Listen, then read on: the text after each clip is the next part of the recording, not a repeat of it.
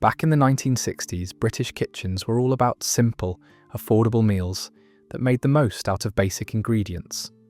With rationing memories still fresh, families cooked dishes that stretched meat, relied heavily on vegetables, and avoided waste. These meals weren't just budget-friendly, they were often lighter and healthier compared to today's processed foods.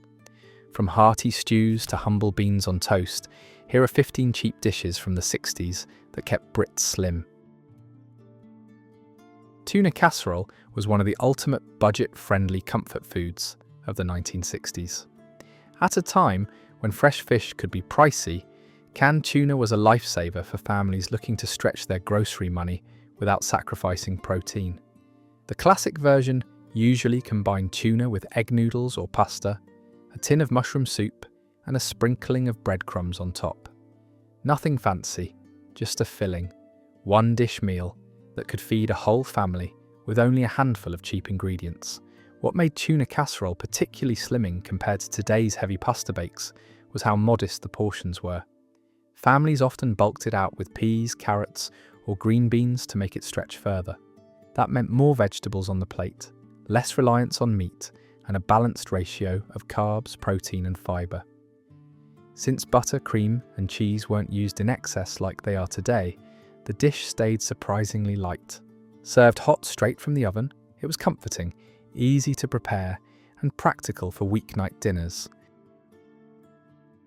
Moving on from tuna, another 1960s classic that made its way to countless British tables was toad in the hole. Despite the odd name, it had nothing to do with toads, just simple sausages baked in a Yorkshire pudding batter. It was one of those dishes that looked hearty and indulgent, but was actually quite economical, since a small number of sausages could be stretched into a full family meal once surrounded by the airy batter. The beauty of toad in the hole in the 60s was how balanced it could be when paired with vegetables. Families often served it with peas, carrots, or cabbage on the side, which added bulk without raising costs. Since meat was used sparingly, most of the calories came from flour, eggs, and milk, simple staples that kept the dish affordable and filling. Unlike today's versions that sometimes get overloaded with rich gravy or extra toppings, the 60s approach kept things lighter and leaner. After enjoying the homely comfort of toad in the hole, another dish that defined the frugal yet nutritious cooking of the 1960s was liver and onions. Offal was incredibly popular during this era because it was cheap, widely available, and packed with nutrients. Liver, in particular, offered a powerhouse of iron and protein at a fraction of the cost of prime cuts of meat. When fried gently with onions and served alongside mashed potatoes or cabbage, it made for a hearty meal that didn't strain the household budget. The health benefits were hard to ignore. While some families weren't always fond of the strong flavour, the dish was a staple because it delivered energy and nutrition in lean portions. Unlike fatty cuts of beef or pork, liver was relatively low in calories, yet extremely filling, which made it ideal for families trying to stretch food without overindulging. Pairing it with vegetables kept the plate balanced and wholesome. Following the hearty simplicity of liver and onions, another dish that truly captures the spirit of 1960s. British cooking is the classic beef stew. This was a staple for families across the country because it stretched cheaper cuts of beef into a filling meal that could last for days. Slow cooked with root vegetables like carrots, turnips, and potatoes, it was the kind of one-pot dish that warmed you up on cold evenings while keeping the weekly food budget under control. What made beef stew so effective in keeping meals light yet satisfying was the balance of meat and vegetables. Instead of huge servings of beef, families used small amounts of tough cuts like shin or chuck, which became tender after hours of simmering. The bulk of the meal came from vegetables and broth, not heavy fats or creams. Dumplings were sometimes added, but even those were made from basic flour and sweat, cheap and filling. After the slow comfort of beef stew, it's worth looking at something a little lighter but equally tied to 1960s kitchens, Kedegree. Originally inspired by Anglo-Indian cuisine, It became a popular breakfast or supper dish in Britain, thanks to its simplicity and affordability. At its core, Kedegree used rice, smoked fish, usually haddock, boiled eggs, and a touch of curry powder for flavour. For families in the 60s, it was a clever way to make a small portion of fish go a long way, with rice and eggs doing most of the heavy lifting. Nutritionally, Kedegree was far from heavy. It provided protein from the fish and eggs, fibre and carbs from the rice, and just enough spice to feel a little exotic without needing expensive ingredients. Unlike creamy or buttery modern rice dishes, the 60s version stayed lean because it was often cooked with minimal fat. Many households also tossed in peas or parsley to add colour and bulk without extra cost. From the lightly spiced warmth of Kedegree, we move to another fish-based favourite that kept 1960s families well fed without overspending: fish pie. This dish was all about stretching affordable white fish like cod or haddock into a hearty, oven-baked meal that could feed the whole household. Layered with a simple white sauce, sometimes a few peas or carrots, and topped with fluffy mashed potatoes, fish pie was proof that you didn't need expensive ingredients to put something comforting on the table. In terms of nutrition, fish pie carried a lot of advantages over heavier meat dishes. The fish provided lean protein and omega-3s, while the potato topping offered filling carbs without excess fat. Most families in the 60s kept it simple, using just enough milk or butter to bind the sauce, avoiding the rich cream and cheese-heavy versions that appeared later on. That kept the dish lighter and healthier while still feeling satisfying. After the creamy comfort of fish pie, another dish that captured the frugal but filling cooking style of the 1960s was chicken and dumplings. This one-pot wonder made excellent use of inexpensive cuts of chicken, often thighs or wings, simmered slowly with vegetables like carrots, onions and celery. The star, of course, was the dumplings, simple balls of dough made from flour, suet or fat, and a bit of seasoning. They cooked right in the broth, soaking up flavour while making the meal feel hearty without needing much meat.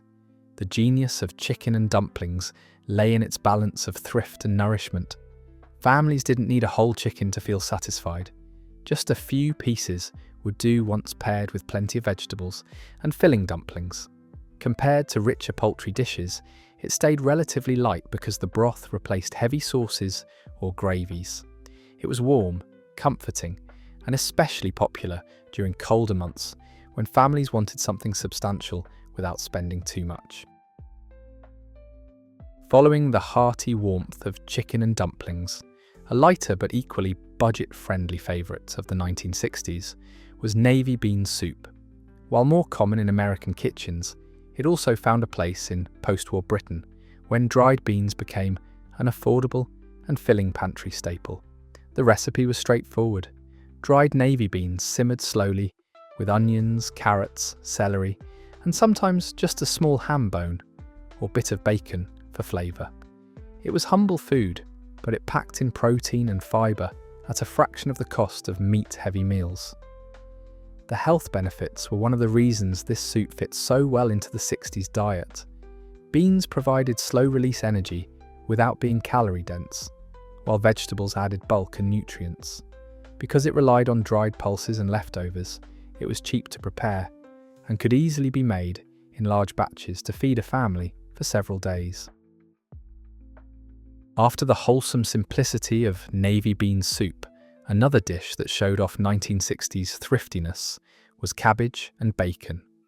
This pairing was a classic because both ingredients were inexpensive, widely available, and easy to prepare.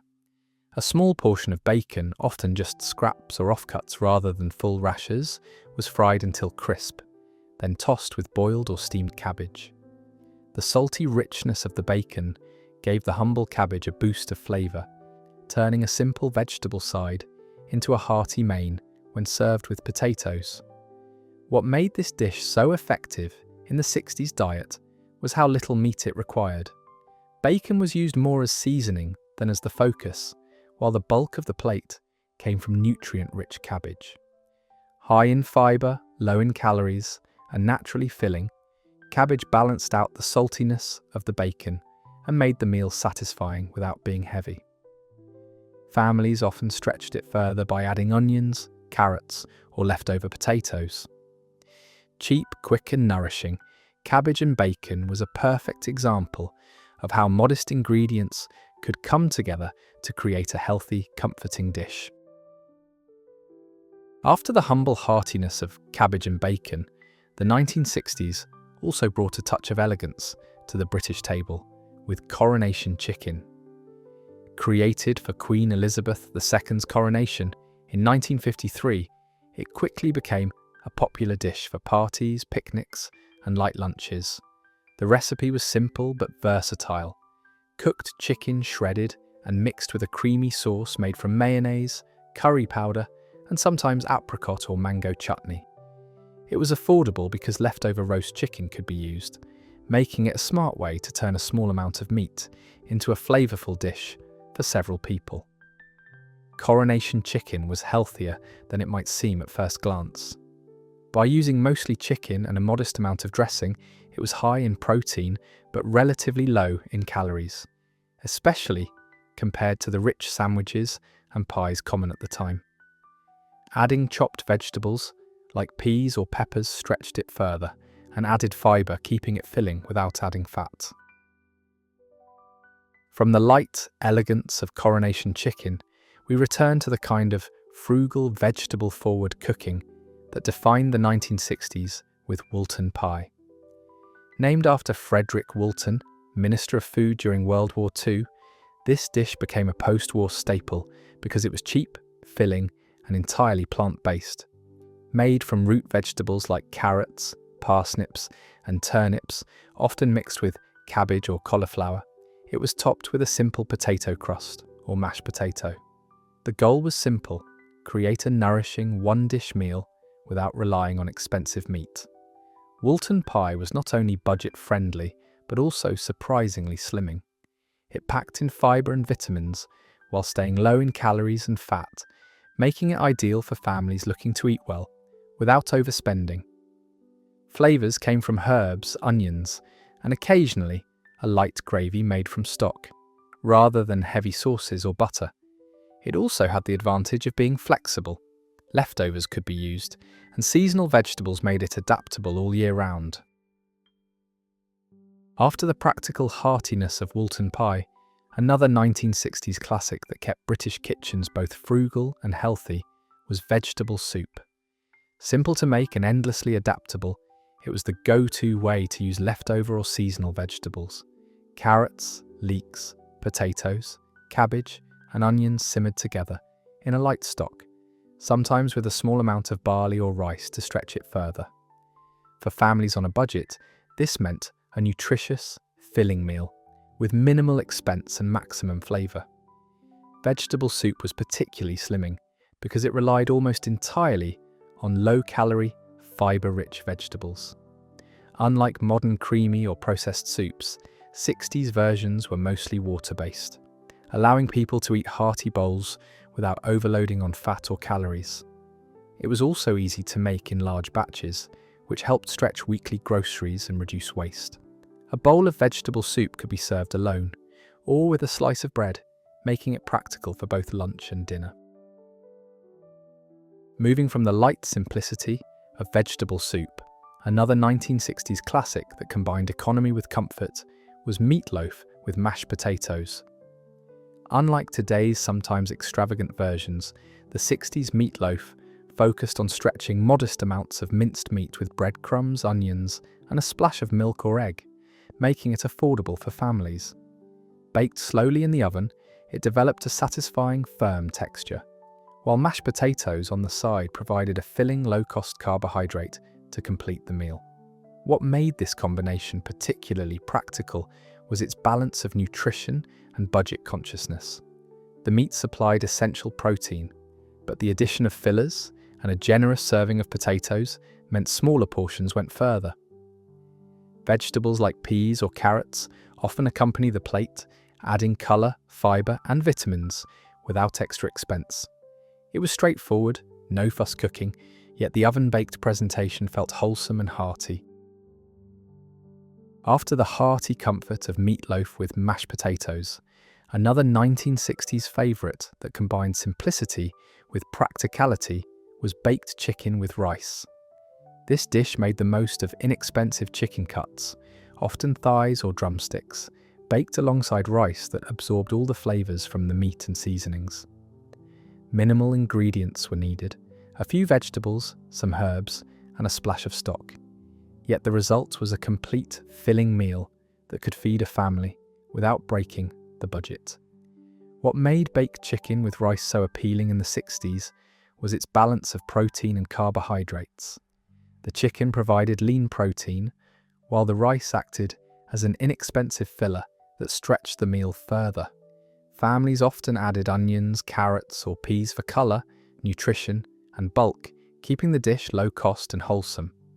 Unlike modern versions that rely on butter or cream-heavy sauces, the 60s approach was lighter, letting the natural flavours shine. Moving on from the practical simplicity of baked chicken with rice, another budget-friendly yet wholesome dish from the 1960s was stuffed bell peppers. This dish made clever use of inexpensive ingredients by turning a single pepper into a complete meal. Peppers were hollowed out and filled with a mixture of rice, onions, herbs, and sometimes a small amount of minced meat or leftover poultry. Baked in the oven, they became tender, flavourful, and filling, offering a visually appealing way to stretch ingredients while keeping costs low.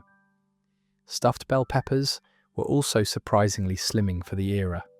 The peppers themselves were low in calories but high in fibre and vitamins, while the filling provided protein and carbohydrates in balanced proportions. Because most of the bulk came from rice and vegetables rather than meat, families could enjoy a hearty, satisfying meal without consuming excessive calories or fat. And that's it for today's trip down memory lane. Give it a like if you remembered some of the dishes you remember from your childhood, and don't forget to subscribe for more information and nostalgia. See you next time.